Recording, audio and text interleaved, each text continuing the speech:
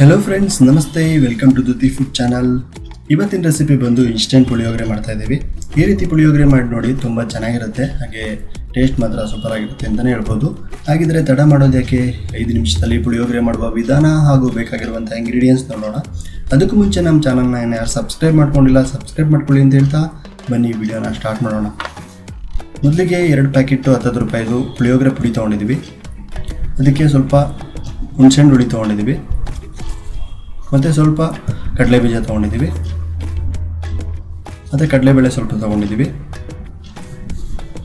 ಮತ್ತು ಉದ್ದಿನಬೇಳೆ ಸ್ವಲ್ಪ ತೊಗೊಂಡಿದ್ದೀವಿ, ಮತ್ತು ಸ್ವಲ್ಪ ಕೊತ್ತಂಬರಿ ಸೊಪ್ಪು,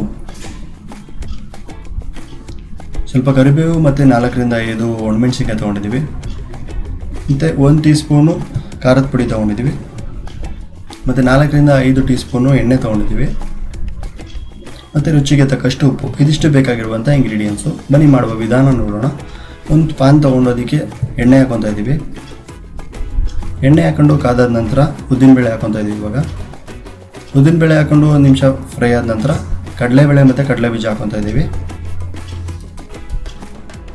ಕಡಲೆಬೀಜ ಕಡಲೆಬೇಳೆ ಅದೆಲ್ಲನೂ ಸ್ವಲ್ಪ 1ರಿಂದ 2 ನಿಮಿಷ ಫ್ರೈ ಮಾಡ್ಕೊಬೇಕು ಲೋ ಫ್ಲೇಮಲ್ಲೇ. ಅದಷ್ಟಾದಮೇಲೆ ಪುಳಿಯೋಗರೆ ಪುಡಿ ಹಾಕ್ಕೊತಾ ಇದ್ದೀವಿ. ಇವಾಗ ಪುಳಿಯೋಗರೆ ಪುಡಿನೂ ಹಾಕ್ಕೊಂಡು ಮಿಕ್ಸ್ ಮಾಡ್ಕೊತಾ ಇದ್ದೀವಿ ನೀಟಾಗಿ. ಕಡಲೆಬೇಳೆ ಇದೆಲ್ಲ ಕಡಲೆಬೀಜ ಅದೆಲ್ಲನೂ ಮಿಕ್ಸ್ ಆಗಬೇಕು. 1ರಿಂದ 2 ನಿಮಿಷ ಫ್ರೈ ಮಾಡ್ಕೊಳ್ಳಿ. ಇದಿಷ್ಟು ಆದಮೇಲೆ ಕರಿಬೇವಿನ ಸೊಪ್ಪು ಮತ್ತು ಒಣಮೆಣಸಿನ್ಕಾಯಿ ನಾವು ಸೇರಿಸ್ಕೊತಾ ಇದ್ದೀವಿ. ಇದಿಷ್ಟು ಸೇರಿಸಾದ ನಂತರ 1 ಟೀ ಸ್ಪೂನು ಖಾರದ ಪುಡಿ ಹಾಕ್ಕೊತಾ ಇದ್ದೀವಿ. ಇವಾಗ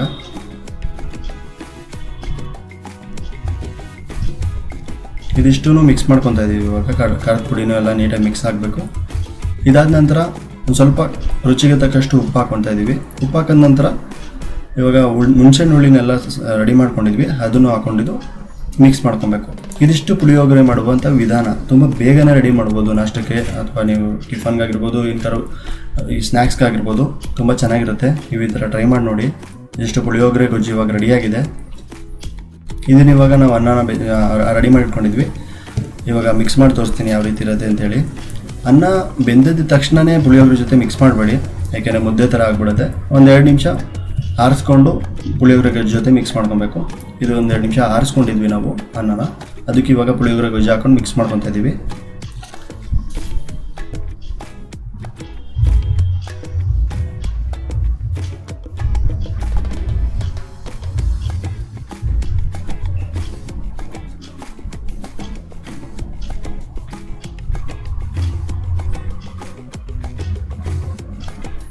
ನೋಡಿದ್ರಲ್ಲ, ಪುಳಿಯೋಗರೆ ಗೊಜ್ಜು ಇವಾಗ ಮಿಕ್ಸ್ ಮಾಡಿ ತೋರಿಸ್ತಾ ಇನ್ನೊಂದು ಬೌಲ್ಗೆ ಹಾಕೊಂಡು ಯಾವ ರೀತಿ ಇದೆ ಅಂತೇಳಿ.